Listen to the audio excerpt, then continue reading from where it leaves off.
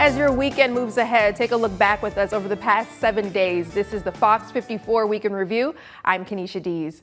This week, we discussed a possible merger between Huntsville Hospital and the city's biggest ambulance service, hemp.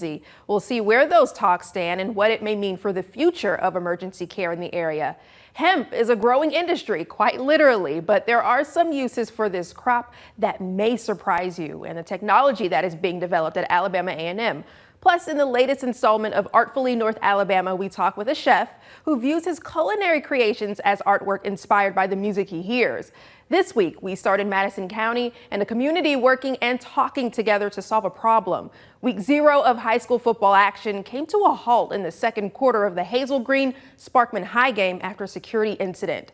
This week, parents and school officials met to discuss how to prevent it from happening again. A special session was held to address a disturbance at Friday's Sparkman versus Hazel Green game, and social media played a key role. Our Kim McCoy has the story. The accounts from Friday night seem to vary. All contingencies were accounted in planning at every level to minimize the risk to the public. However, we did not account for what I think of as a flash mob situation.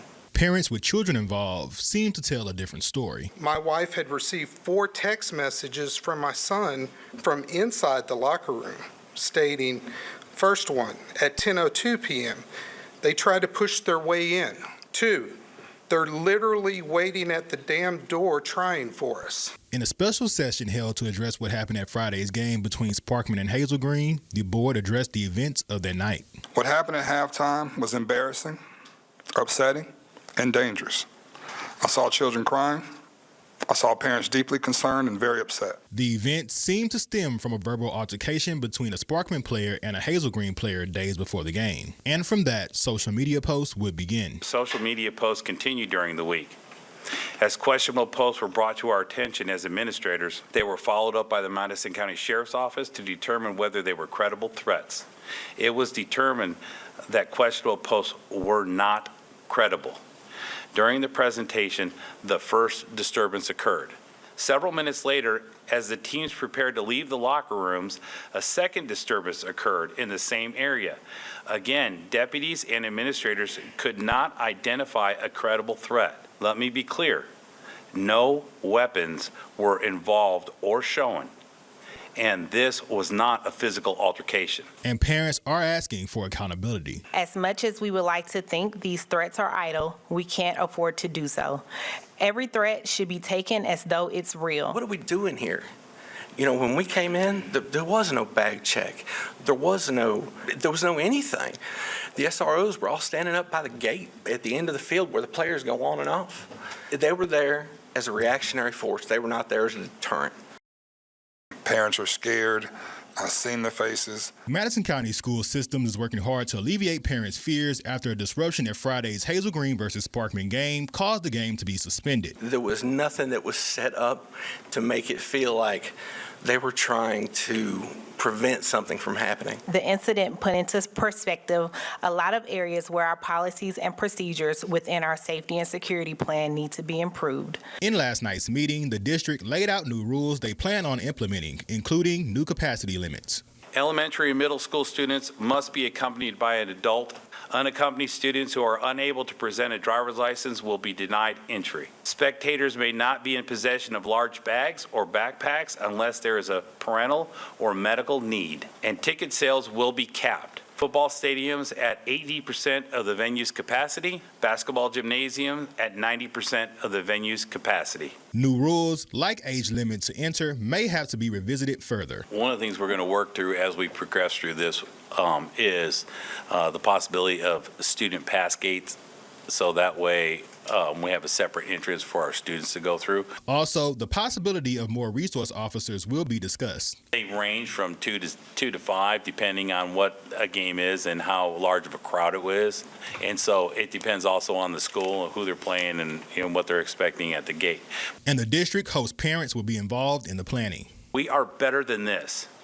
And I look forward to our district and our parents working together for the betterment of our students and our athletes. For Fox 54 News, I'm Ken McCoy. Most of us get to Decatur by the Steamboat Bill Memorial Bridge, a bridge that's been around since the 60s. But over the years, it's become more congested. Now the city is looking at options to help mitigate the traffic. Our Sedona Meadows was at a public meeting this evening and got a feel of what's proposed and what residents think. This feasibility study here in Decatur has really opened the door for a lot of questions from the public. And what I was hearing tonight was a lot of conversations about how some of these proposed plans would affect duck hunting. This study that initially started earlier this year is in response to the traffic congestion seen from the Steamboat Bill Memorial bridges going in and out of the city of Decatur. Our bridge is over capacity. As we continue to grow, we know that we're going to continue to see challenges. In May, the city asked the public to come out and draw potential alignments on a blank map where they thought a new bridge should go. Since then, the company TTL and other partners reviewed the alignments to see what was more feasible, as well as developing some of their own. Those potential alignments were then shown at tonight's meeting and left up for discussion. We're asking for comments specifically to what those concerns are, but there are a number of other issues too that go into this whole process of determining feasibility, which include wetlands, threatened endangered species, parklands, economic impacts, cumulative impacts of all these things together. So all that ultimately will be taken into consideration.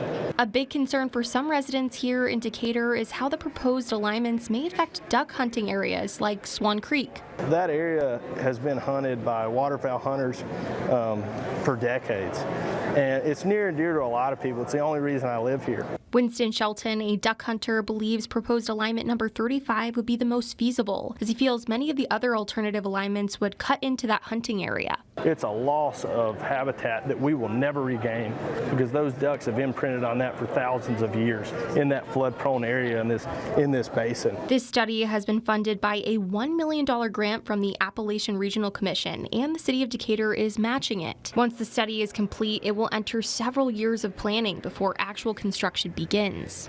Now, public comment is still very much encouraged, so we have more information on how you can comment on this project at fox54.com. In Decatur, Sedona Meadows, Fox 54 News. Well, leaders broke ground on a park dedicated to the memory of former Alabama Secretary of State Nancy Worley, and it was in her hometown of New Hope. Madison County Commissioner Craig Hill, along with the Worley family, gathered today to unveil the design of the park you see there. They also shared stories of Worley's legacy, highlighting her community impact in the town that Worley said she loved so much. But what an honor for this park in New Hope, the hometown that she loved so much, to be recognized and to have a legacy of her here, her amazing accomplishments as former Secretary of State, as chairwoman of the Democratic Party in Alabama. We're going to have something in the park from ages 2 to 102. We want the children and the people in the community to be able to feel at home here. Wow, what a legacy. Well, the park is set to open in spring and will include a veterans memorial that will come at a later date. And the new school year is well underway, and some kids may find they need extra help with homework, reading, and technology. Our Jasmine Bird checked in with Huntsville-Madison Public Libraries to learn about their services for students.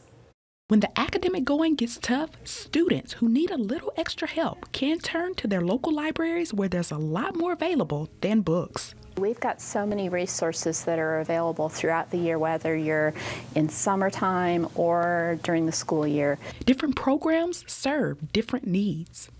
We have lots of things online that you can access with your library card. And even if your child is learning to read or just trying to get stronger with their reading, this may be something to look out for. We have something called Bookflix, and it's really cool because it takes well-loved picture books and then it pairs it with a nonfiction book. So maybe you've got something about like balloons. You might have a nonfiction book with a fun picture book. And then with this online resource, you can have it read out loud, or your child can read along. There's things in Spanish language.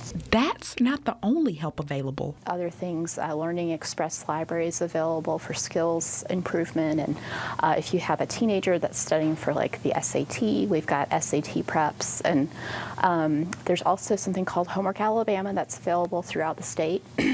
and that is partnered with tutor.com, so you can get online tutoring. And don't be afraid to reach out. That's what libraries are for. If you follow our social media, come to our website, come talk to us, we are constantly doing cool things, cool partnerships.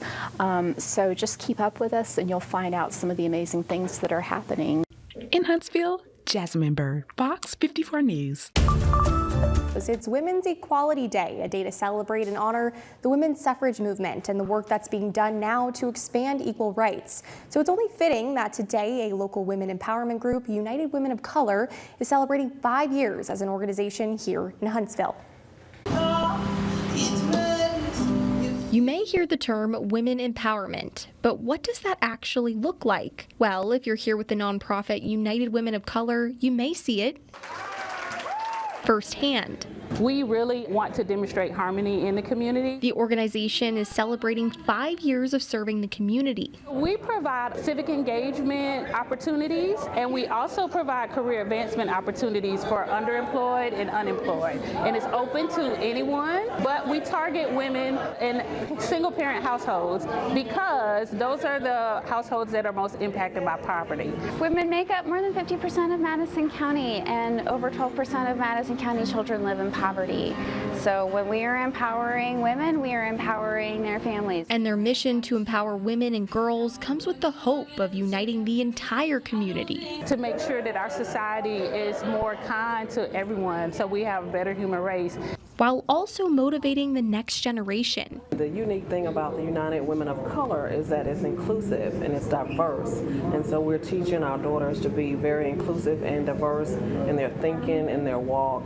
And we're making sure that we uplift them in the process and propel them for the future. And just as United Women of Color works to civically engage the community, it's no surprise they are connected with Dr. Opal Lee, who is considered the grandmother of Juneteenth for her efforts in making Juneteenth a national holiday. Today, as part of the organization's celebration, they deliver on a promise made to Dr. Lee to walk for freedom. No one is free until we're all free. It's a walk with purpose. I'm going to be thinking about how I can change and better the world. A reminder that you're not alone. It makes the journey so much easier. And if you didn't know what women empowerment looked like before, you may walk away knowing now.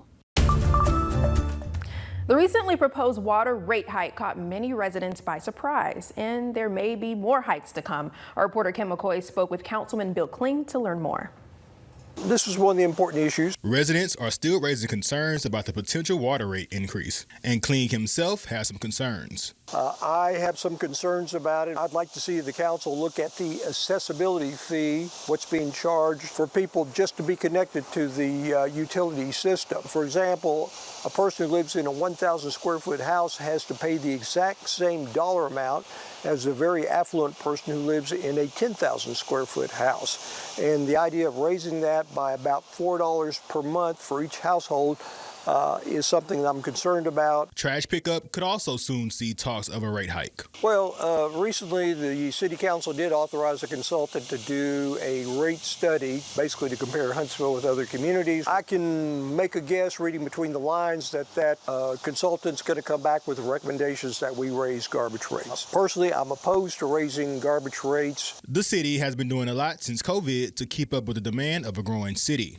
We have a very good public works department, wonderful employees. The problem is we had problems during the COVID where equipment would break down and it was impossible to get replacement parts. And the bottom line is, I'm opposed to raising garbage rates. A business person would say yes, but the city is losing money on garbage. But there may be another way. Increase expenses. Let's use some of the growth of the city, including our sales tax, which has been growing great, which is paid for by our ratepayers anyway. Use some of that surplus money to help subsidize this increase so that we don't have an increase on our garbage collection. For Fox 54 News, I'm Ken McCoy. Get Fox 54 Plus for Roku and Fire TV. Watch local newscasts live or on your schedule, plus exclusive specials like Weekend Review, a recap of the week's top stories. Fox 54 Plus, live, local, and always on. B2 EDI, first down Friday night. It's everything high school football every Friday night. The highlights, the bands, and oh yes, the fans. Fox 54 Sports has the Tennessee Valley covered. We're bringing you the latest scores, all the big plays, touchdowns, and much, much more. We are your home team for high school football. Watch B2EDI First Down Friday night on Fox 54. Sponsored by Whataburger, your community health mart pharmacy, and WeGenesis. This is going to be hell on earth. Let's go! Move, move, move! Welcome to reality. The cold will kill you in minutes. That's a long way down. Dope on a roll. Oh my God. Why are you here? I want to get punished. Fight! This is not a game show. Special Forces World's Toughest Test. Season premiere Monday, September 25th on Fox.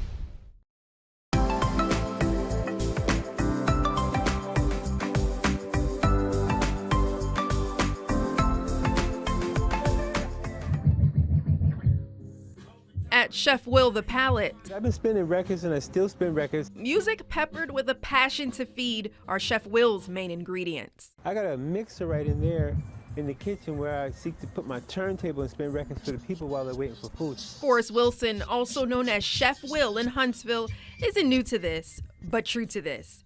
He began mixing records at an early age, about the same time he was mixing recipes. I started in the Italian kitchens when I was about 15 years old.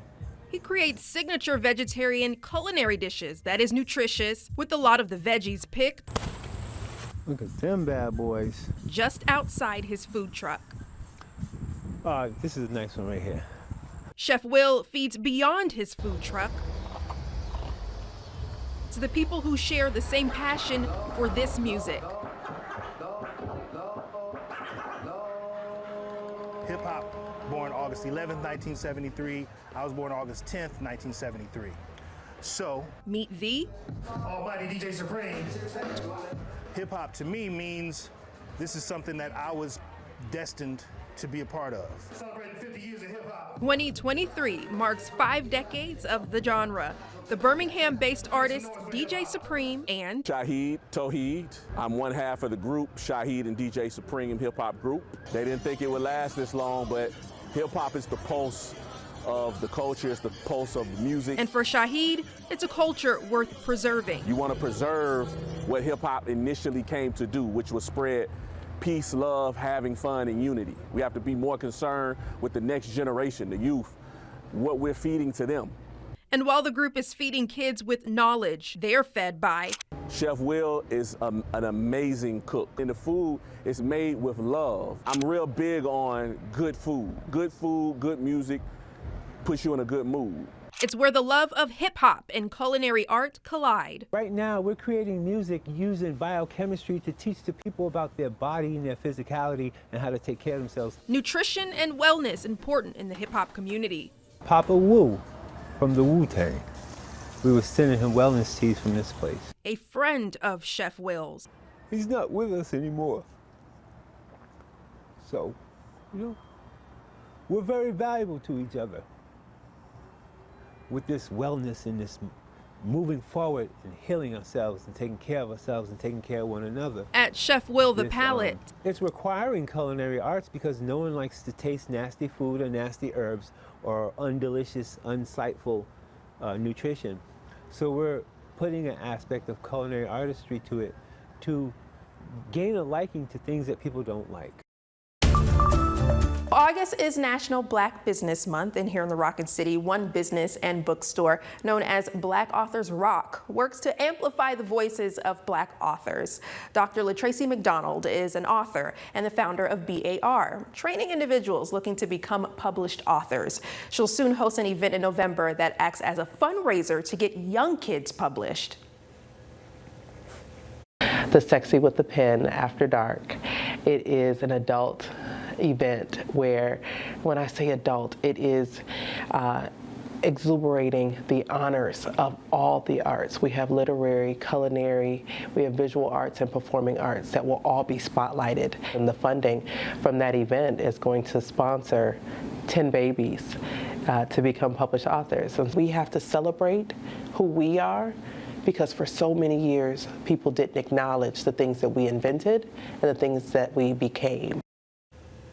Wow, well, we'll have more on this story and this business coming up this Sunday night at 9 with our Sedona Meadows, so stay tuned. Well, new office space is headed to the Rocket City. Freedom Real Estate and Capital broke ground on a new office building at Hayes Farm today. It's located at the corner of Hazeland Road, just across from Grissom High School. The location will include Class A office space, part of the Hayes Farm mixed-use development, and more. It's also a 10-minute drive to I-565 Memorial Parkway interchange in downtown. We're just breaking ground for building a new 54,000 square foot office building. It's the first one of two that'll be built on this site. Moving the high school, having a residential community come around, having apartments, and then having some retail in here is a great live, work, play urban development. Yeah, the development is expected to open for business in about a year or less. We often hear about how hemp plants can be used towards a more natural medical treatment. But have you ever thought about the fact that they can help build houses and even things like toilet paper? Here at Alabama A&M's Agricultural Research Station, hemp is planting its roots. Dr. Ernst Siebert manages this land and is a big part of this project. He says growing these plants is all about expanding a portfolio for farmers and the industry. This crop behind me is not for medical purposes, it's not for CBD purposes, it's strictly for industrial, to be able to make fibers for clothing, to be able to use the herd fiber for building houses. Their research shows farmers that this kind of plant can be grown and processed here, and it's sustainable. This is a weed in the sense that it will grow regardless. It does, like any other crop, would require a certain amount of water, some rainfall. But for the most part, this is a crop that does not require any kind of input for pesticide. It also grows really fast. This is just 2 months old. And when the plant is ready to be harvested for fiber, it goes through a process called retting, where it's cut, then rots in the field, and will begin to separate itself from the core fiber that's the herd. And that happens naturally with microorganisms in the soil, on the ground. Then eventually, the whole material that's cut will be baled just like a round bale of hay. Right now, the materials here are sent to Montgomery, where 2 streams of fiber are created. A bast fiber for clothing that would go to Patagonia, that would go Colombia, those type of companies. And then the herd fiber will actually come back here in Huntsville to go to a local developer who's going to begin the process of building houses with hemp products. That local developer is Hyde Homes. And not only is this research expanding knowledge for farmers in the industry, it's also helping out the federal government. By testing new genetic lines of hemp, so the USDA and the federal government can replenish their stock of genetics of hemp. And that's a different plot here at the research station. The 2018 Farm Bill opened the door for researchers and farmers to grow hemp, but you must have a permit. And the plants can't contain more than 0.3% THC. Our work here is very, very crucial for the rebounding of hemp, at least the scientific part of it here in the United States. We are making sure that we begin the process to let local farmers, local builders, manufacturers, the auto industry, all these people to know that this product has a future in their world. Now, FOX54 plans to do some more coverage on the research that they're doing here. But for now, in the weeds, Sedona Meadows, FOX54 News. Huntsville Hospital System and HEMZ are in talks to possibly merge. Our Jasmine Bird fills us in.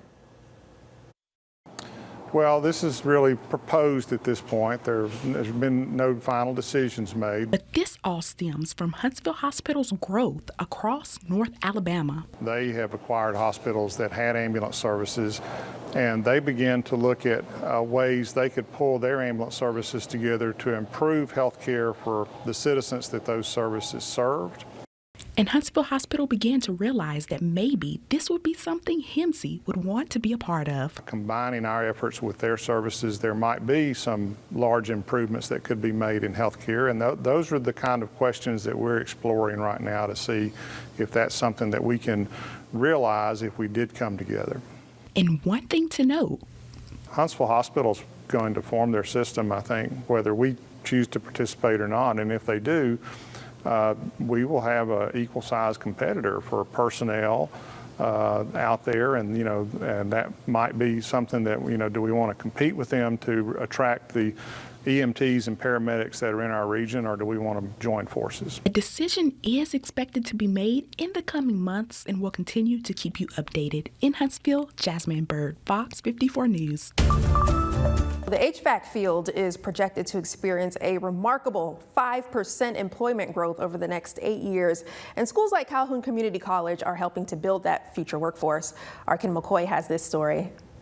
I started off working in the HVAC industry for my grandfather, and kind of wanted to have a change. You grow up doing something like that, you don't really want to stay with it. Sometimes trying something different leads us back to where we're meant to be. But this program represented itself, and I saw it was a much shorter, more condensed, clear path to a degree. I went for it, trained right here in this lab. Calhoun Community College, in collaboration with NC3 and Train, introduced their expanded HVAC training program, created and positioned to tackle this escalating demand in HVAC industry. Today we added another aspect to it, that is building automation. This is more of a commercial air conditioning HVAC system. It also comes with NC3 certifications. They're programmers, so they program the codes that control all the HVAC, lighting, multiple things in buildings that have very complex air conditioning systems in them nowadays. Students like Jesse are getting all the skills necessary to be confident in the workforce.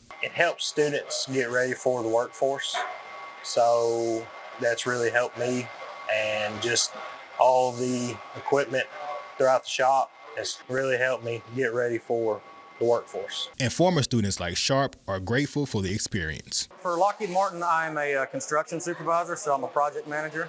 I oversee construction projects, and by going through this program, it has given me the knowledge to be able to be versatile in many different disciplines. For Fox 54 News, I'm Ken McCoy. We've seen the impact this storm is having across several states. On the local level, crews are lending a helping hand. 8 people with Fayetteville Public Utilities set out early this morning to help restore power in South Carolina. Britt Dye, the CEO and general manager of FPU, says this is about the 27th time they've helped with something like this. And their biggest issue they've had with coordinating this trip was deciding who was going to go, as several people volunteered. We had to look back at who went on the last storm, and then we make a decision from there of whose turn is it. They're going to have to really be careful. Safety is very, very important in a situation like this. It's dangerous work, working under controlled conditions, but it's that much more dangerous when you're working under what you can't control conditions. So they realize that, and they know what they got to do to work safe and come back home the same way they left. Definitely wishing safety for them. This team will start their work in South Carolina at 6 tomorrow morning, staying there as long as they are needed. And Electric Cities of Alabama says 6 utility companies here in the state are currently assisting Florida with mutual aid.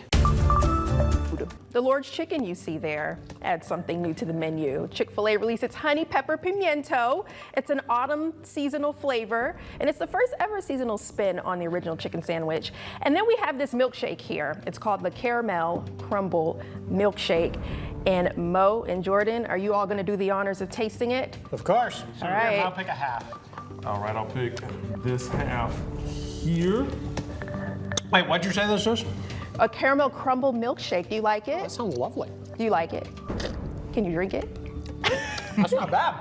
So I only just learned about an hour and a half ago what a pimento was. What, the chicken? Yes. And apparently a pimento is the thing inside an olive. Did you know that? I did not know that. Did you know that? Did not. Oh, okay. We learned something new today. I don't feel near as uncultured We as I did learned about something an hour new. Take a bite. Let's see. It's got some kick to it. Did you like the shake? I do like the shake. Okay. I do like the shake. Did you say you like the shake, Jordan? It's not bad. Not my favorite, but I'm not a big caramel fan. Okay. This, however, is quite fantastic. You like it? Mm-hmm. Really glad, because I did not bring dinner tonight. My wife did not have time to cook. I don't know what there is to even cook, so. Oh my gosh. I guess this is dinner. This is good. It's good? Definitely is. Yeah. That's it for this edition of the Week in Review, but here's a taste of what we have in store for you next week. You can look forward to a visit to a Huntsville businesswoman making her mark in the city with a little honey and a lot of love for her craft. Sedona Meadows visits the Ravenwood Meadery in her next edition of Work in It. Plus, Fox 54 top teacher returns with our first educator for the 23-24 school year. Until then, be sure to catch an encore presentation of this program and First Down Friday night throughout the weekend on Fox 54 Plus on Roku, Fire TV, and Apple TV. For everyone at Fox 54 News, I'm Kenisha Dees. See you next time.